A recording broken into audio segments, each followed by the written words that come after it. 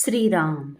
साधक हो, सध्या आपण सोमवार ते शनिवार श्री ब्रह्मचैतन्य गोंदवलेकर महाराज यांच्या परंपरेतील साखरखेर्डा येथील संत परमपूज्य श्री प्रल्हाद महाराज यांचे श्री देवीदास अमृत मोहोरीला लिखित संक्षिप्त चरित्राचा आस्वाद घेत आहोत.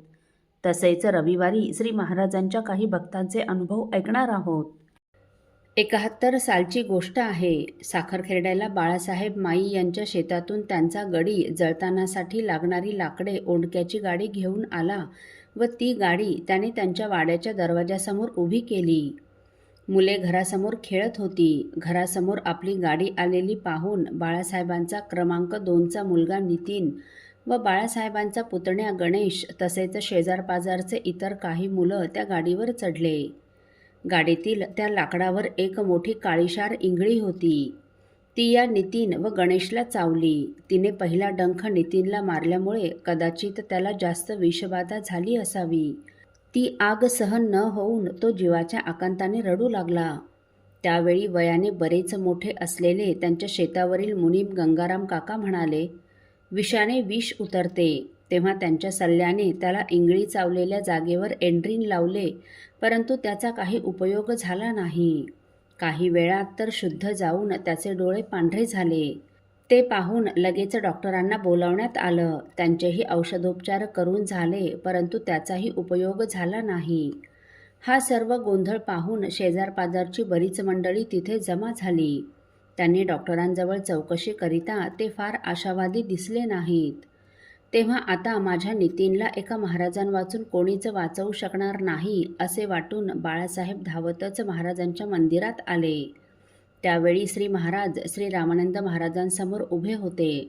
बाळासाहेबांनी महाराजांना हे सर्व सांगताच त्यांनी आपल्या अंगातली बाराबंदी काढली व जोरात झटकली व म्हणाले, काळजी करू नका, रामराय पाठीशी आहेत, ते लवकर बरं करतील. असं म्हणून त्यांना श्री रामानंद महाराजांचा तीर्थ अंगारा दिला व त्याच्या तोंडात टाकण्यास सांगितला. त्याप्रमाणे धावतच घरी येऊन त्यांनी तो तीर्थ अंगारा नितीनच्या तोंडात टाकला आणि अवघ्या 5च मिनिटात तो शुद्धीवर आला. झोपेतून उठून बसावा तसा उठून बसला आणि एकदम ठणठणीत बरा झाला.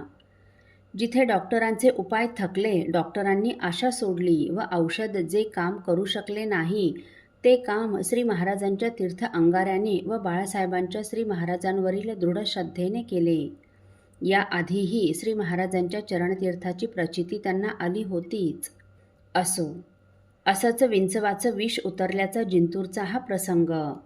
जिंतूरला देवगुरुजींकडे श्री महाराजांचा मुक्काम होता. त्यांच्या वाड्यात पांडे आडनावाचे त्यांचे एक सहकारी भाड्याने राहत होते. या पांडेपती पत्नींना श्री महाराजांचा अनुग्रह होता. उन्हाळ्याचे दिवस होते. सायंकाळच्या वेळी वाड्यातील मंडळी अंगणात बसली होती. त्यावेळी पांडे गुरुजींचा एक लहान 10-11 महिन्याचा मुलगा अंगणात रांगत असताना त्याला विंचू चावला.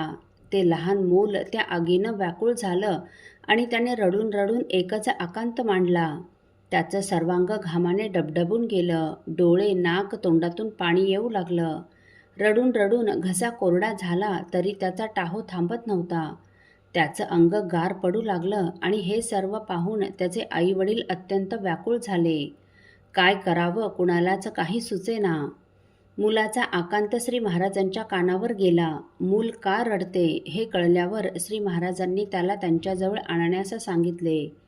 त्याचे हातपाय झाडणे आणि टाहो फोडून रडणे काही थांबत नव्हते.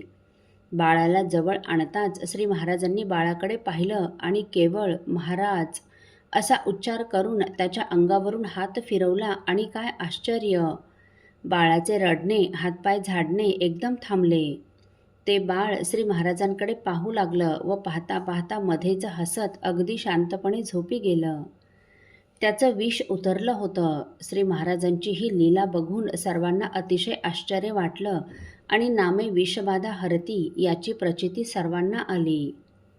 असेच एक वेळ जिंतूरला बाबूराव बामणेकरांकडे महाराजांचा मुक्काम असताना त्यांनी महाप्रसाद केला.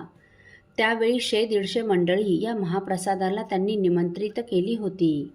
अर्धी अधिक मंडळी जेवून गेल्यानंतर आमटीच्या पातेल्यात पाल पडली असल्याचं अन्न काढून देणाऱ्याच्या लक्षात आलं. त्याने ही गोष्ट बाबूरावांना सांगितली. तेव्हा त्यांनी लगेच श्री महाराजांपाशी जाऊन हे सांगितलं. तेव्हा महाराज म्हणाले, घाबरू नका, परंतु आता जेवत असलेल्या मंडळींना भोजन झाल्यावर तीर्थ घेऊन जायला सांगा. श्री महाराजांच्या आज्ञेप्रमाणे त्यांनी सर्वांना भोजनानंतर तीर्थ दिले. मंडळी भोजन प्रसाद व तीर्थ घेऊन आपापल्या घरी गेली.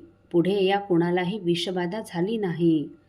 जेव्हा मंडळींना पाल पडल्याची ही गोष्ट सांगितली तेव्हा सर्वांनाच आश्चर्य वाटले आणि नामे विषबाधा हरती याची प्रचिती आली.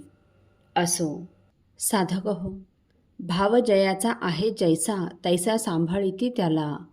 असा एका भक्ताला परमपूज्य श्री महाराजांचा आलेला अनुभव आपण पुढील भागात ऐकणार आहोत. श्री राम समर्थ. आपल्यातील कोणा श्रींच्या भक्तांना श्रींचे काही अनुभव आले असतील तर कृपया आपण मला ते 9422843253 अथवा सुनील दादांच्या 9892608401 या व्हॉट्सअप नंबरवर कळवावेत अशी नम्र विनंती. श्री राम समर्थ.